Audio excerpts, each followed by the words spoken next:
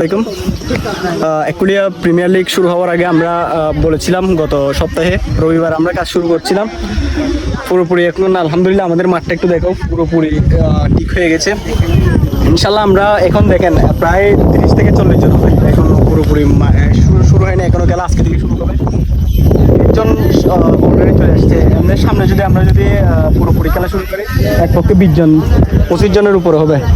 তো আমরা আশা রাখছি আগামী সপ্তাহ থেকে পুরোপুরি যদি খেলার মাঠ উপযুক্ত হয়, এখন বৃষ্টি হয়েছে, এখন মাটি একটু নরম হয়েছে। সো আমরা সবাই যদি এরকম আসি, এখন সবাই কাজ করতেছে। তো একতাই বলে একটা কথা আছে, যদি সকলে মিলে যদি আমরা কাজটা শেষ করতে পারি ইনশাল্লাহ আমরা পরবর্তীতে টুর্নামেন্ট দেওয়ার জন্য যদি কাজ শুরু করি তাহলে আমরা সবাই একসাথে এই টুর্নামেন্টটা সফল করতে পারবো।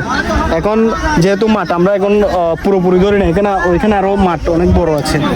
তো এটাও যদি বড় করে আমরা টুর্নামেন্ট দেওয়ার আগে যদি কাজ শেষ করতে পারি তাহলে আমাদের জন্য এটা ভালো হবে। আর সকলে আমাদের মাঠে আসবেন এবং যারা যারা খেলতে চান তারা আমাদের মাঠে আসবেন। আসরের পর থেকে আমরা এখানে দল ভাগ করা হয়, সকলে আসলে আমরা দল ভাগ করে তারপর খেলতে পারবো, একসাথে খেলবো এবং আমরা একটা সুন্দরপুর ইউনিয়নের মধ্যে একটা ব্র্যান্ড টিম হিসেবে আমরা তৈরি করতে পারবো ইনশাল্লাহ।